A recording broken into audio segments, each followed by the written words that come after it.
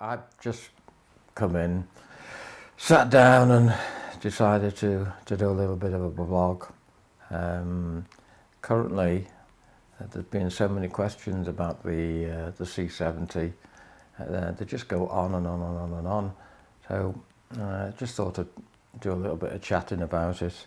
I'm using it now with recording onto card A, using the ABC format. I've actually got my Ninja 5 connected to it, so it's recording a ProRes onto the SSD. I'm beginning to feel though that for most of the stuff I do, certainly for interviews and blogging and things like that, I don't really need the ProRes, although I've got the backup and there's no harm in keep on recording to the SSD. It's a 500 gigabyte, so you know it's going to take a lot to fill it up, and then I can just delete whatever I don't want.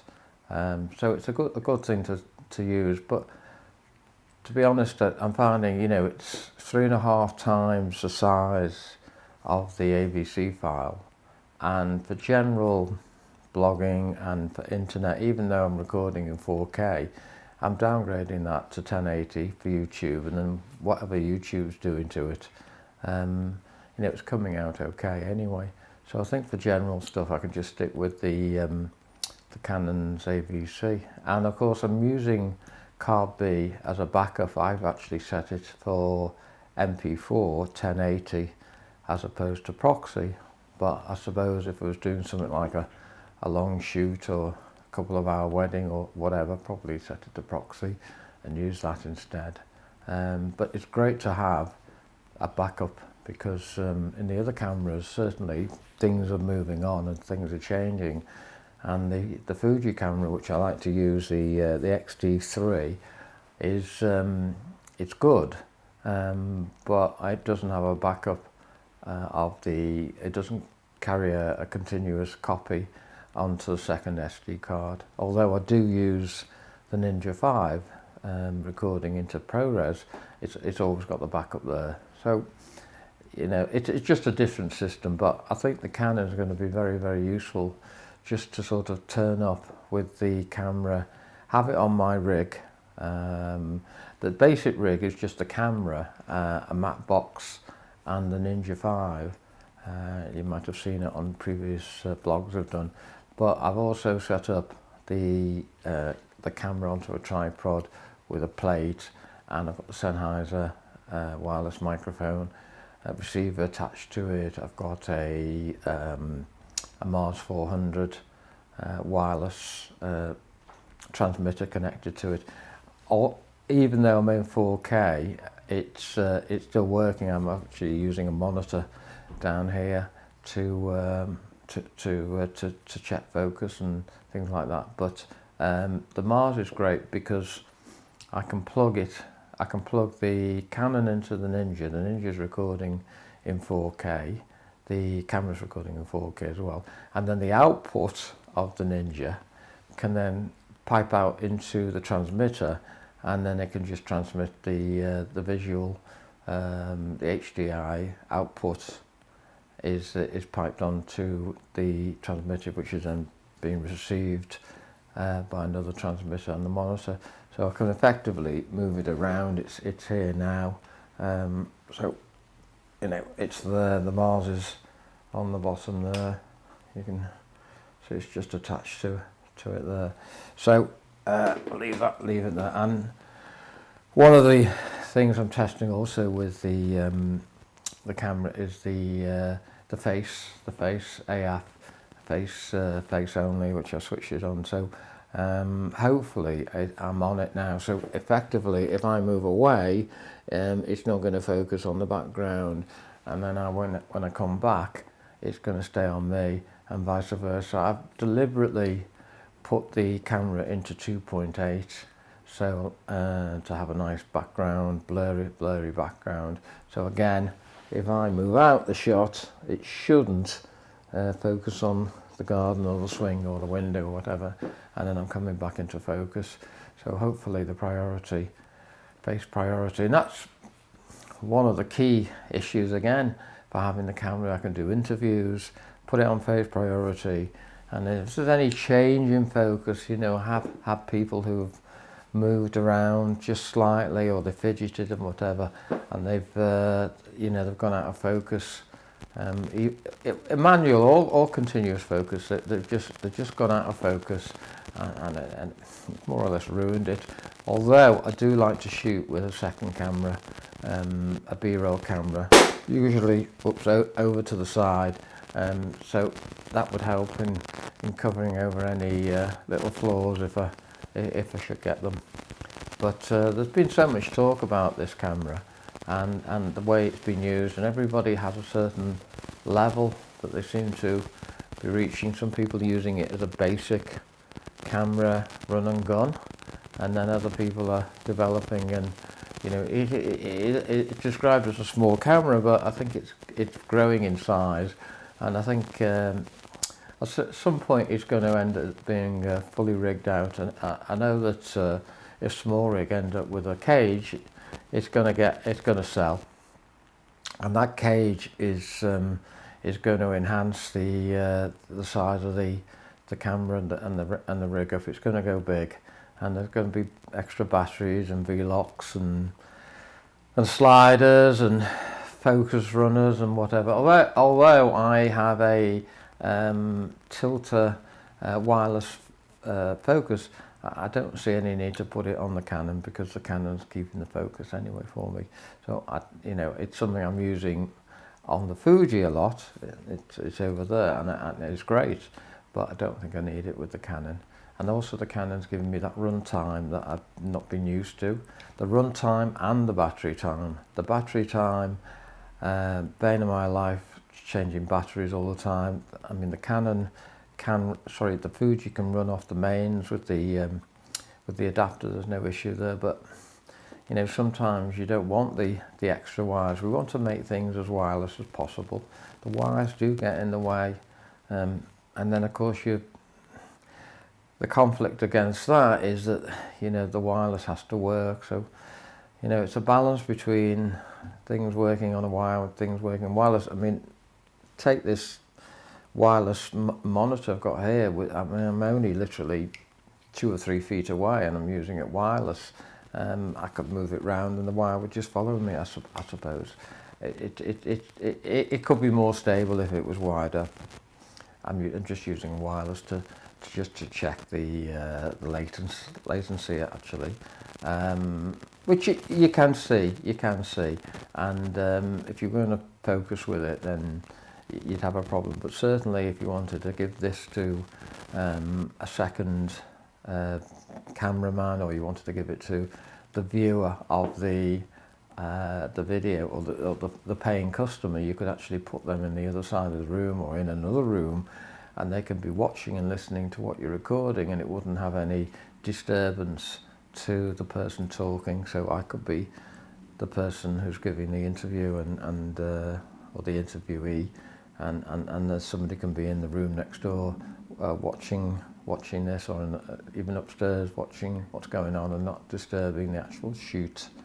So yeah, the interviewing side, the AF side, the battery life, as I say, just going back to the Fuji, it's got the 3 batteries in there, which I would use most of the time for practicality, but you're fighting against it. Then if you don't use the Ninja and you're using it as a second camera, B-roll or a C-roll, and you haven't got a Ninja and you haven't got the recording, or you're using it for something else, then your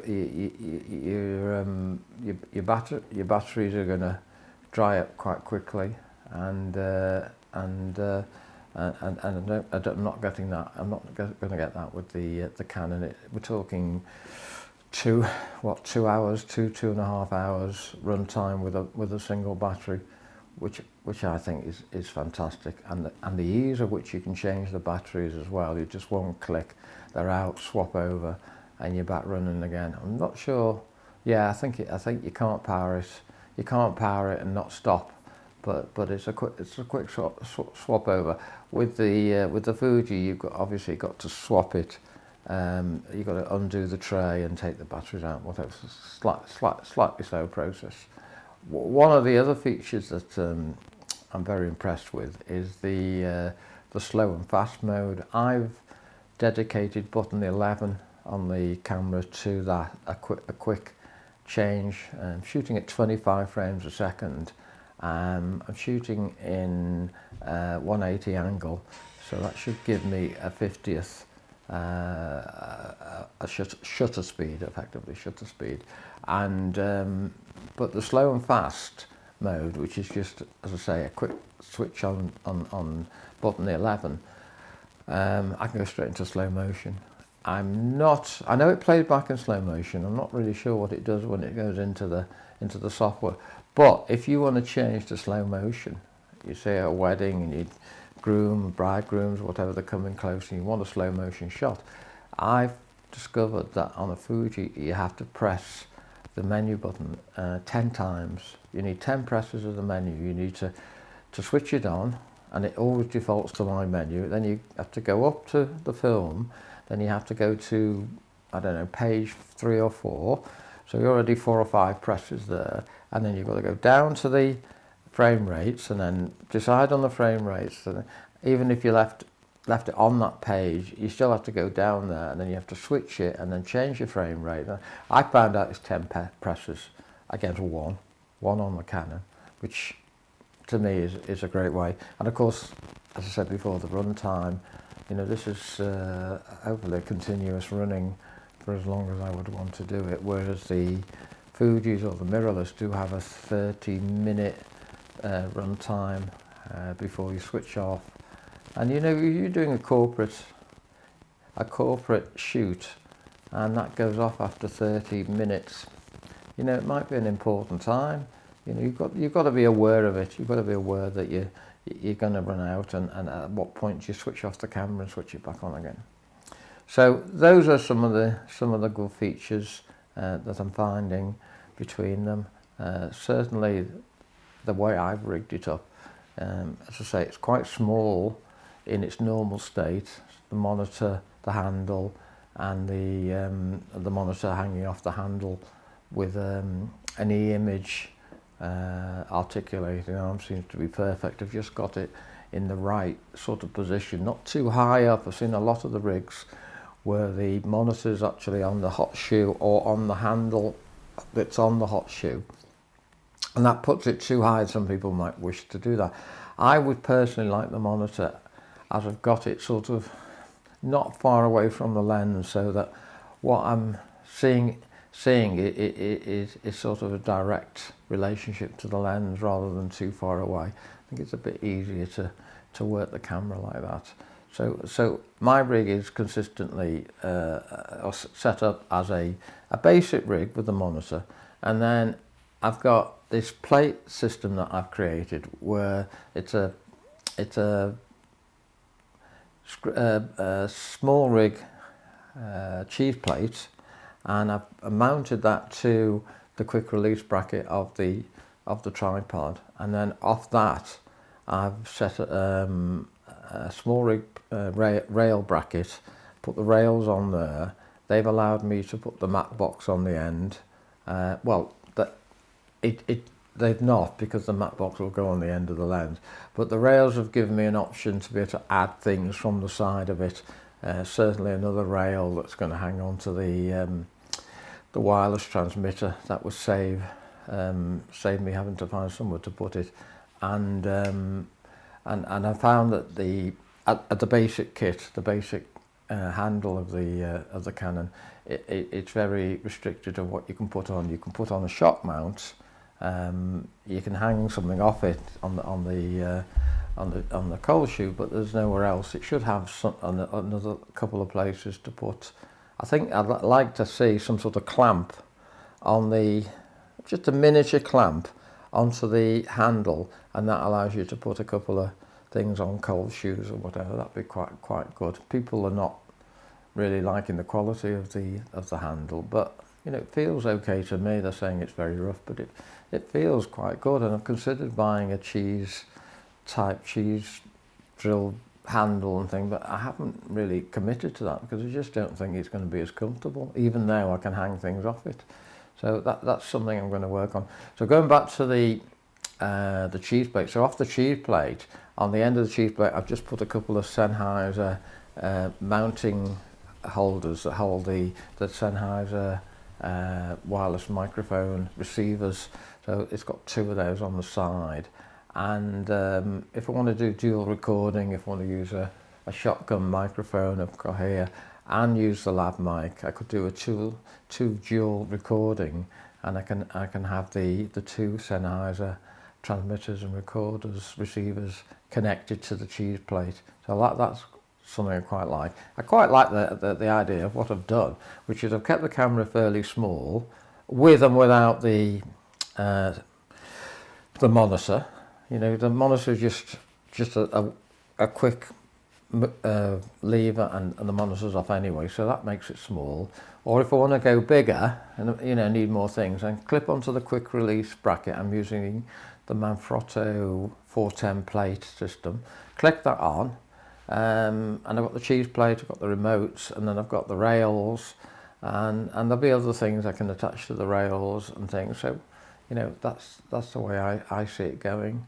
So it's since we've been talking, it's gone dark as well. So anyway, I'll wrap it up now, and I'll come back to you with some more information, because I can see loads and loads of people asking lots and lots more questions, hoping that the blogger did with the menu functions, although it was over 40 minutes, it helps a lot of people who are not quite sure what all the menus are doing.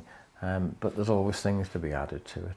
So for the time being, I'll leave it at that, and I'll see you next time. Bye for now.